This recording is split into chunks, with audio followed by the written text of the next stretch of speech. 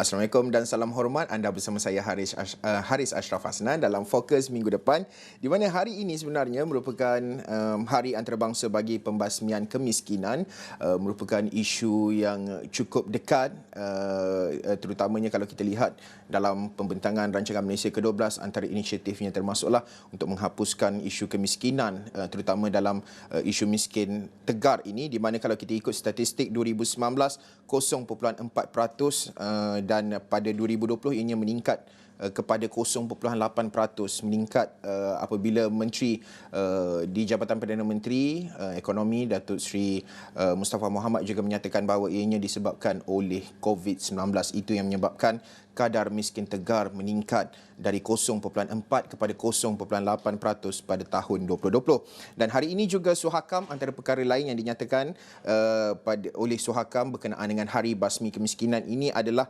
untuk menyeru kepada kerajaan untuk guna pakai pendekatan hak asasi manusia, di mana di astroawani.com kami ada kongsikan laporan berkenaan dengan perkara ataupun kenyataan media yang dikeluarkan oleh Suhakam, di mana Suhakam meminta kerajaan untuk menggunakan pendekatan berteraskan hak asasi manusia dalam usaha membasmi kemiskinan, di mana Suruhanjaya itu menggesa semua pihak berkepentingan memainkan peranan masing-masing ke arah merealisasikan dan melindungi hak komuniti rentan. Dan Suhakam, jelas Suhakam, ia bagi memastikan mereka dapat menikmati sekurang-kurangnya standard minimum kehidupan yang bermaruah yang ditetapkan oleh Perisytiharan Hak Asasi Manusia Sejagat UDHR. Itu antara perkara yang dikongsikan untuk hari ini, iaitu Hari Antarabangsa bagi Pembasmian Kemiskinan. Dan untuk mengulas lanjut, berbincang berkenaan dengan perkara ini adalah Dr. Wan Munira Wan Jaafar, Pensyarah Kanan Jabatan Sains Kemasyarakatan dan Pembangunan, Fakulti Ekologi Manusia UPM. Dr. Wan Munira, terima kasih kerana sudi bersama dengan Astro Awani. Pertama sekali, antara, jika boleh saya quote apa yang dikatakan oleh Datuk Seri Mustafa Mohamed, kerajaan pusat akan mengatur strategi baharu untuk menghapuskan isu miskin tegar, memandangkan mungkin berlaku peningkatan dalam peratusan kadar miskin tegar susulan pandemik COVID-19. Bagaimana kita memahami pandemik COVID-19 ini yang memberi realiti sebenar kehidupan masyarakat kita dan memberi ancaman yang cukup besar kepada mereka yang mungkin selama ini B40 ataupun M40 yang turun kepada B40 dan B50, kini kerajaan menyebutnya B50, dan bagaimana kita ingin memahami bentuk strategi baharu yang perlu dilaksanakan oleh kerajaan dalam membasmi isu kemiskinan ini, Doktor? Okey. Assalamualaikum Haris, terima kasih kerana menjemput saya. Okey, pertama sekali saya ingin tegaskan bahawa isu kemiskinan ini isu universal, bukan saja berlaku di Malaysia tetapi isu sejagat, dan even sebelum COVID-19 pun isu kemiskinan ni memang sudah wujud lama, cuma di setengah-setengah tempat dia berkurangan dan semakin pulih dan dikatakan terdapat lebih kurang 1.3 bilion penghuni dunia berada dalam kemiskinan, okey, dan yang menyebabkan dia lebih worse ataupun lebih teruk adalah apabila pandemik COVID-19 melanda sekitar awal tahun 2019, okey, yang menyebabkan keadaan bertambah buruk, terutama di negara-negara tertentu, termasuklah kita Malaysia dalam sektor-sektor tertentu, okey, di mana dia attack sektor-sektor pekerjaan yang dipelopori oleh golongan-golongan vulnerable dalam sektor ekonomi, seperti golongan pekerja marginal contohnya. Pekerja marginal ni dalam third sector, dia sektor pembuatan, sektor yang bukan ikhtisas, yang mana jika ada silap sikit dia boleh macam tergelincir dan menyebabkan keadaan menjadi lebih parah. Jadi bila kita lihat situasi semasa COVID-19 yang dah masuk 2 tahun, dengan penutupan sektor pekerjaan, dengan pembuangan pekerja, di mana of course pekerja-pekerja marginal inilah yang paling terkesan, dan juga penjaja-penjaja, pekerja sektor tidak profesional, menyebabkan mereka daripada miskin menjadi miskin tegar. Okey, jadi statistik itu bertambah begitu. Dr. Wan Munira, bagaimana kita ingin memahami mungkin dari segi sebelum ini kita asyik bercakap berkenaan dengan isu miskin ini banyak kita lihat di kawasan luar bandar sebagai contoh. Tetapi isu realiti mereka individu ataupun keluarga kita pernah highlight sebelum ini isu keluarga di pinggiran, iaitu mereka yang menetap di tengah bandaraya Kuala Lumpur sebagai contoh, yang bergelar sebagai miskin bandar. Bagaimana, apa bentuk fokus yang perlu diberikan oleh kerajaan dan bagaimana peranan, kalau kita nak lihat peranan komuniti, peranan di peringkat ketua kampung sebagai contoh, penghulu, pegawai daerah yang boleh dimainkan peranan mereka itu untuk mengenal pasti individu-individu ini dan sekaligus membawa mereka keluar daripada kelompok miskin ini, Doktor? Okey, terima kasih. Okey, sebenarnya betul ya apa yang Cik Haris katakan tadi ya. Okey, kalau kita lihat statistik begini, kita lihat definisi dulu. Definisi miskin tu dia ada dua. Satu miskin miskin tegar dan miskin relatif. Miskin ini bermaksud mereka yang tidak ada akses kepada kemudahan asas seperti pakaian, makanan, tempat perlindungan dan sebagainya. Miskin tegar pula dia lebih lagi ya. Dia wider lagi dia punya skala dia tu, iaitu seperti orang yang mereka yang tidak yang hilang punca pendapatan, yang hilang ketua keluarga, okey, yang kehilangan keupayaan, okey. Jadi mereka ini tergolong dalam miskin tegar, okey, yang tidak berupaya langsung untuk mendapatkan keperluan-keperluan asas bagi membantu mereka meneruskan kehidupan seharian. Sementara kemiskinan relatif pula ialah kemiskinan yang dibandingkan dengan kehidupan semasa. Misal kata, okey, kalau katakan relatif antara seorang individu, katakan CA, okey, dengan pendapatan sekian-sekian, duduk di bandar dengan duduk di kampung. Contohnya CA ni, okey, dia berpendapatan RM1,000, okey.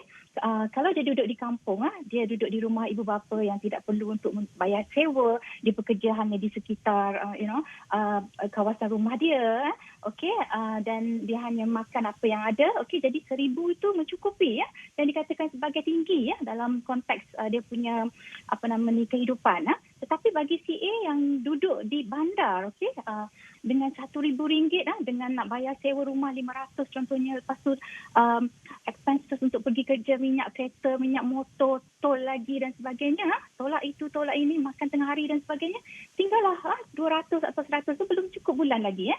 Okey, itu kemiskinan relatif. Jadi kita katakan CA yang duduk di bandar dengan di kampung itu tidak sama walaupun pendapatan dia sama. Okey, di bandar kisah dia begini ya. Kisah dia betul sebenarnya dalam statistik yang dikeluarkan oleh Jabatan Statistik Malaysia 2019 bila dilihat bahawa sebenarnya kemiskinan di bandar ini lebih krusial daripada kemiskinan di luar bandar.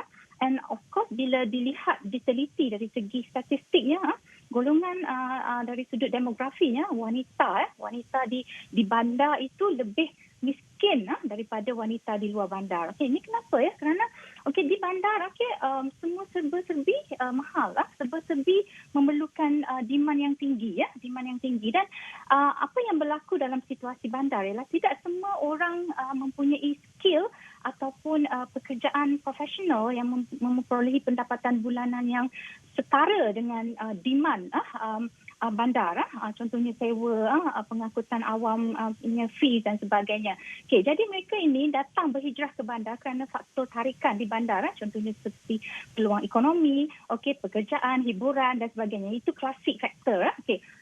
Walau bagaimanapun yang berlakunya masalah miskin bandar ini ialah apabila mereka datang ke bandar tetapi mereka tidak kompatibel dengan situasi bandar itu. Itu yang menyebabkan mereka macam terhimpit. Okey, dan dalam satu situasi yang saya mungkin boleh jelaskan, contohnya situasi wanita, of course saya ada mention tadi wanita di bandar itu lebih miskin daripada wanita di luar bandar. Kerana contohnya bila mereka datang dengan tidak ada pendidikan yang tinggi, jadi mereka tidak diterima untuk masuk ke sektor-sektor yang membolehkan mereka memperolehi pendapatan yang tinggi, kecuali sektor ketiga negatif lah, okey, mungkin ya, okey. Jadi mereka ni mungkin terlibat dalam sektor-sektor picisan seperti penjaja, berjualan kecil-kecilan dan sebagainya. Jadi mereka rasa itu tidak cukup, okey, dan dalam fikiran mereka mereka rasa mereka perlu ada bergantungan kepada individu lelaki yang menyebabkan mereka mencari pasangan, dan bila berkahwin berpasangan mereka ada anak, dan bila ada anak ada satu mentaliti dalam diri wanita di bandar ini, keluarga di bandar menyatakan bahawa anak-anak itu boleh membantu mereka dalam ekonomi dan menjaga adik-adik mereka, anak-anak yang lain, okay, which is this is not true, this is false, okay. Agak salah pemikiran itu kerana penambahan anak-anak di bandar dengan akan menambahkan kos sara hidup dengan keadaan isi rumah yang pendapatan isi rumah yang tidak kompatibel, yang tidak sepatutnya, dan ini akan menyebabkan mereka akan terus-menerus akan ditarik kepada memasuki golongan yang digelar sebagai urban underclass. Urban underclass. Yeah. Itu situasi di bandar, dan kita lihat ada 91 PPRT di seluruh Malaysia. Kita tak perlu pergi jauh, kita pergi tengok di Malaysia, 91 seluruh bandar di Malaysia, dan ini sudah jelas menunjukkan bahawa ramainya golongan ini, golongan miskin bandar ini yang perlu dibantu, dan mereka terlibat dalam sektor yang tidak memperoleh pendapatan isi rumah yang selesa bagi duduk di bandar.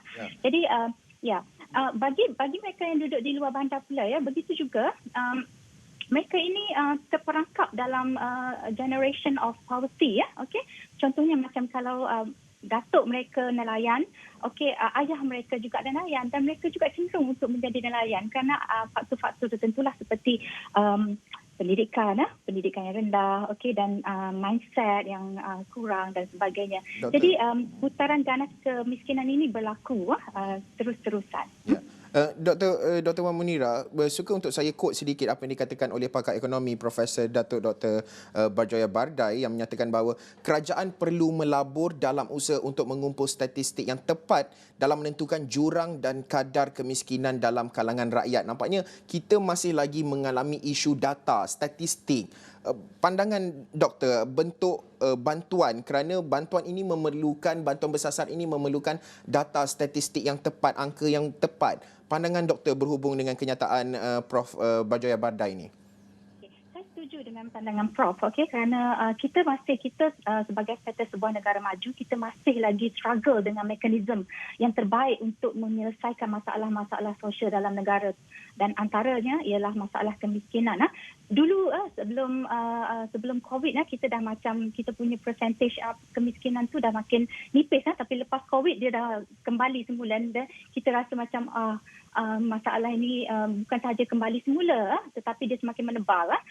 Jadi berkaitan dengan data tadi kan, ya betul. Mungkin selama ni kita rasa kita sudah berada dalam zon selesa, jadi kita take for granted tentang data. Kita ambil data yang general saja. Kita rasa macam kita dah leapfrog, kita akan terus menerus dalam pathway kita untuk ke arah negara maju, and kita lupa tentang perkara ini seketika. Jadi apa yang kita perlu buat ialah kita perlu gembelengkan tenaga semua sektor, semua pihak, untuk dapatkan data-data yang tertentu, terutamanya data kesejahteraan masyarakat, untuk kita kenal pasti mereka yang berada dalam kelompok-kelompok yang tertentu, especially mereka yang berada dalam golongan miskin tegar.